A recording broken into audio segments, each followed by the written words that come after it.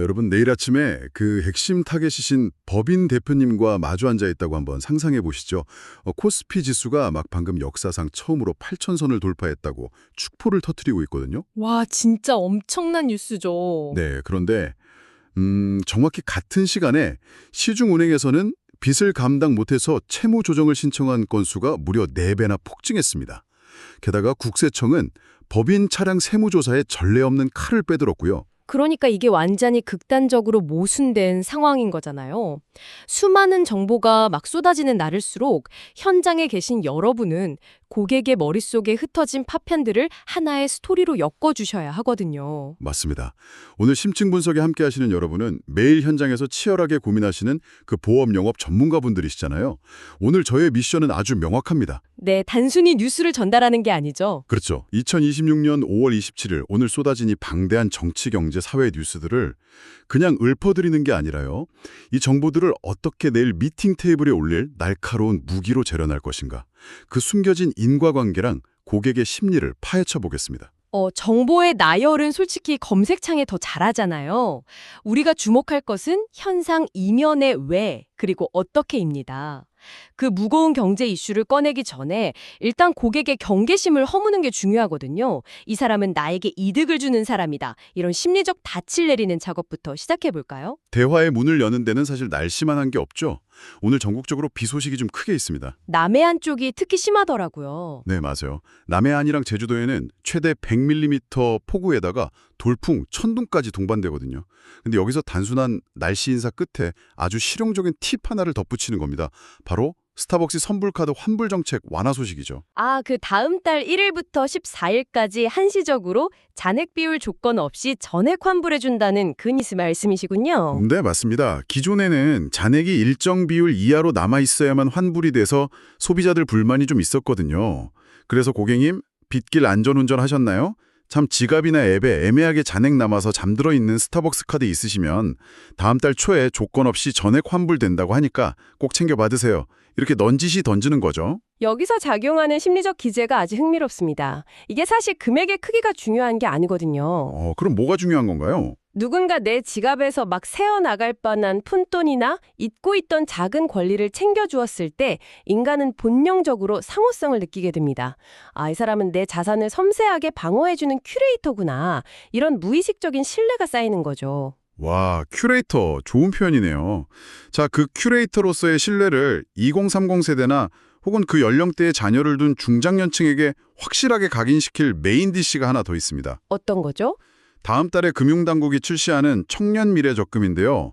만 19세에서 34세 청년이 월 50만 원씩 3년을 부으면 최대 225만 원을 돌려받습니다. 연 최대 19% 적금 효과가 나는 엄청난 상품이네요. 네, 근데 잠깐만요. 여기서 한 가지 좀 짚고 넘어갈 게 있습니다. 네네, 어떤 부분이죠? 우리 청취자분들은 그 보장성 보험이나 연금 같은 자사의 금융상품을 세일즈 하셔야 하는 분들이잖아요. 근데 은행이랑 정부가 합작한 이런 고수익 적금 상품을 고객한테 적극적으로 홍보하는 게 과연 영업에 득이 될까요? 오히려 경쟁 상품 아닌가요? 단기적으로 보면 고객의 예산이 분산되는 것처럼 보일 수는 있죠. 하지만 영업의 패러다임을 단순 상품 판매에서 생애주기 자선 설계로 전환해보면 이야기가 완전히 달라집니다. 완전히 달라진다. 어떻게 활용해야 하죠? 이 청년 미래적금을 일종의 미끼 상품, 그러니까 고객을 대화로 확 끌어들이는 가장 강력한 훅으로 쓰셔야 한다는 겁니다. 훅이요. 구체적으로 어떻게 멘트를 쳐야 할까요? 고객이나 고객의 자녀가 이 적금으로 3년 뒤에 약 2천만 원이라는 목돈을 주게 될 거라는 확정된 미래를 먼저 제시하는 겁니다. 그 다음 던져야 할 질문이 아주 핵심이죠. 궁금한데요? 대표님, 자제분이 3년 뒤에 이 든든한 종잣돈을 손에 쥐었을 때 그걸 단순히 통장에 강치하게 두실 건가요?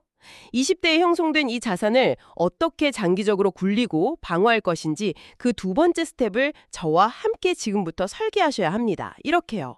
그러니까 2천만 원을 모으는 건 정부랑 은행이 도와주겠지만 그 모인 자산을 온전히 지키는 방어벽은 바로 내가 세워주겠다. 철저히 상대의 파일을 먼저 키워준 다음에 자연스럽게 주도권을 가져오는 거군요. 바로 그겁니다. 자, 이렇게 청년들이 자산을 형성하기 위해서 치열하게 공격수를 띄고 있다면요. 이미 그 자산을 거대하게 축적한 VIP 고객들이나 법인 대표님들의 상황은 어떨까요? 오프닝에서 잠깐 언급하셨듯이 지금 거시경제 지표는 그야말로 극단적인 모순 그 자체입니다. 시장의 양극화가 완전 절정에 달했죠. 정말 기형적인 구조 같아요. 무슨 집안이 무너져 내리는 초고층 빌딩을 보는 것 같습니다. 펜트하우스인 주식시장은 연일 파티 중이잖아요. 네, 코스피 종가가 사상 처음으로 8,000선을 돌파했으니까요. 맞아요. 중동전쟁 종료 기대감이 퍼지면서 SK하이닉스는 200만 원을 넘었고 뉴욕 증시 S&P 500이랑 나스닥도 사상 최고치입니다. 비트코인도 1억 1,300만 원대고요.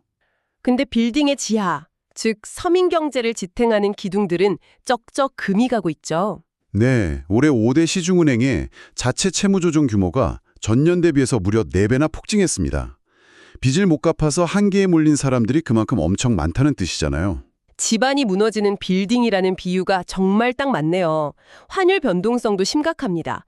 원달러 환율이 1,501달러까지 치솟았잖아요. 네, 이재명 대통령은 이 고환율의 원인을 외국인들의 주식 매도 탓으로 지목을 했고요. 또 고환율을 성공의 비용이라고 했던 정책실장을 두둔하면서 야당의 거센 비판이 쏟아졌습니다.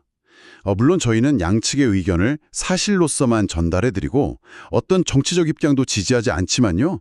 어쨌든 시장 불확실성이 커진 건 팩트죠. 네, 6.3 지방선거란 재보궐선거를 앞두고 정치권 공방도 치열해지니까 정책적 불확실성이 하나의 큰 리스크가 되는 상황입니다. 게다가 사회적 갈등도 만만치 않거든요. 아, 부동산이나 노조 문제 말씀이시죠?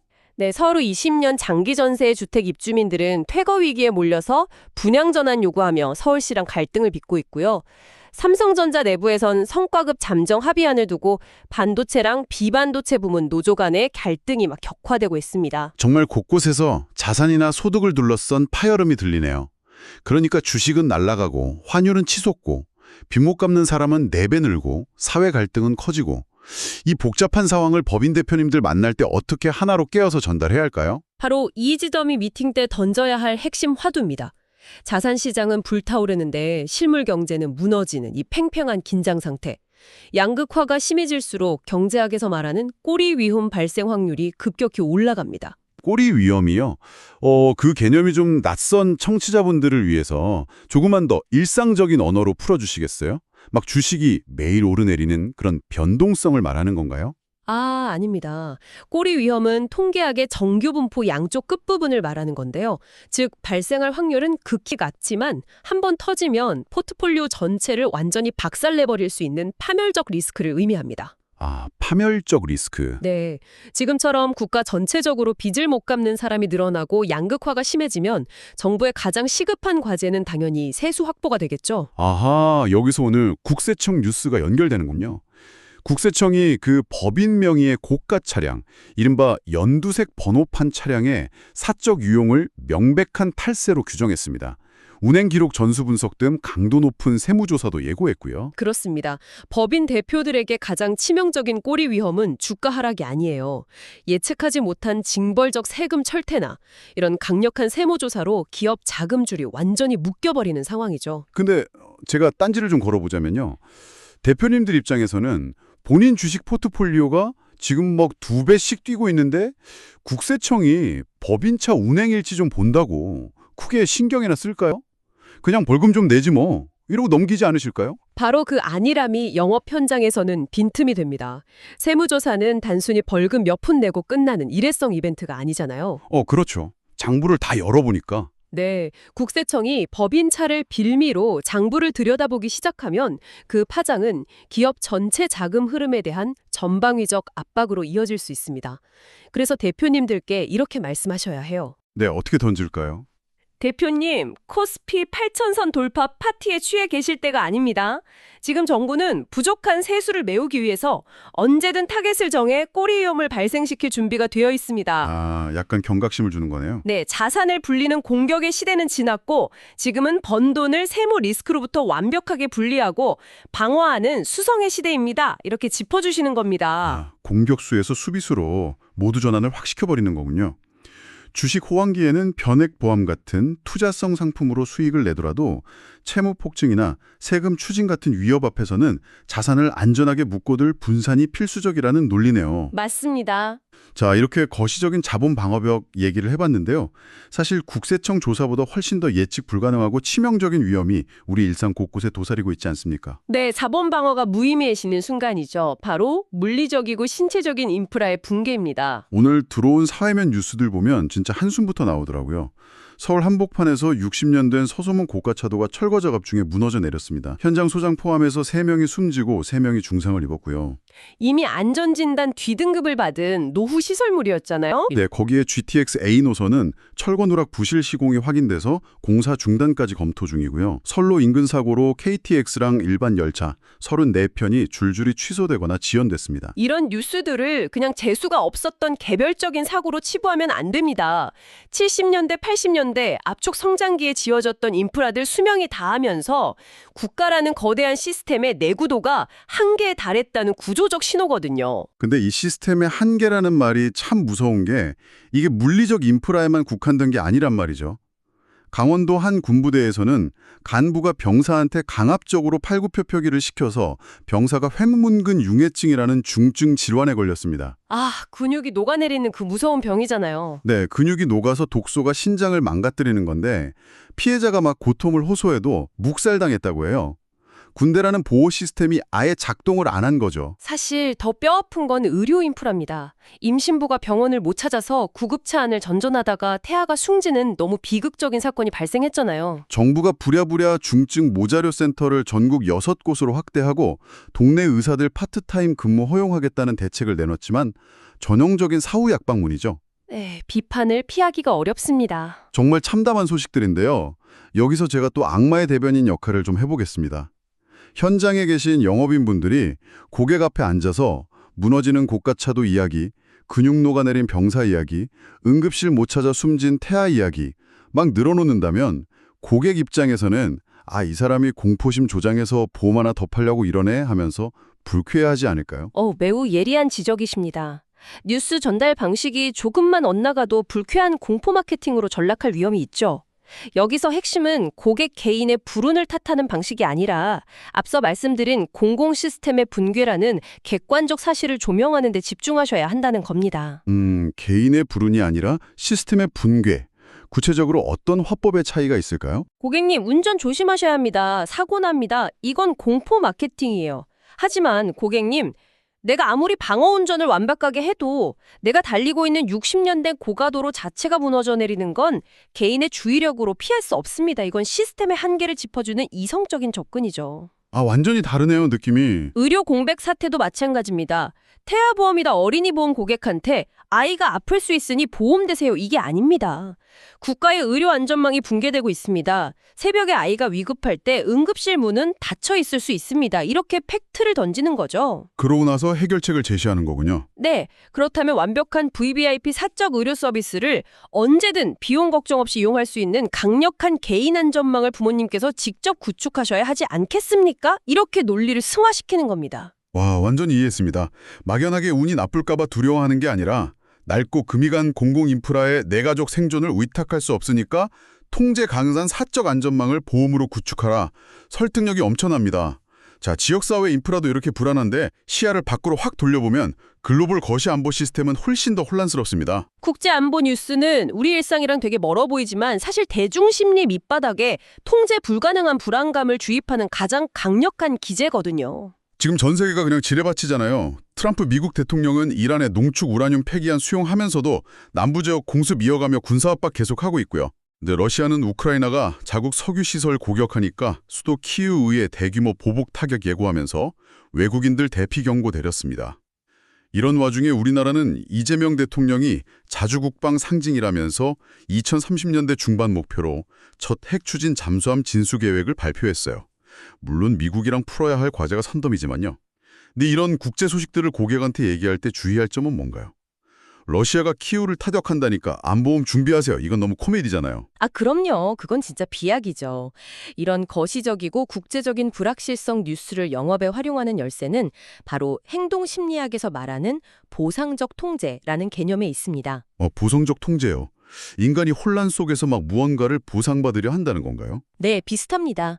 인간은 자신을 둘러싼 거시적인 세상, 그러니까 글로벌 전쟁이나 예측 불가한 환율 같은 게 완전히 통제 불능 카오스라고 느낄 때 무기력함에 빠지는 대신 극도의 심리적 방어 기제를 발동합니다. 그 방어 기제가 뭔가요? 외부 세계가 혼란스러울수록 내 손이 닿는 아주 미시적이고 개인적인 영역만큼은 완벽하게 통제하고 지켜내려 하는 본능인 거죠. 아, 세상이 미쳐 돌아갈수록 적어도 내 가족의 경제적 미래나 내 건강을 지킬 자금력만큼은 100% 안전하게 내 통제하에 묶어두고 싶어 하는 그런 심리군요. 정확하십니다.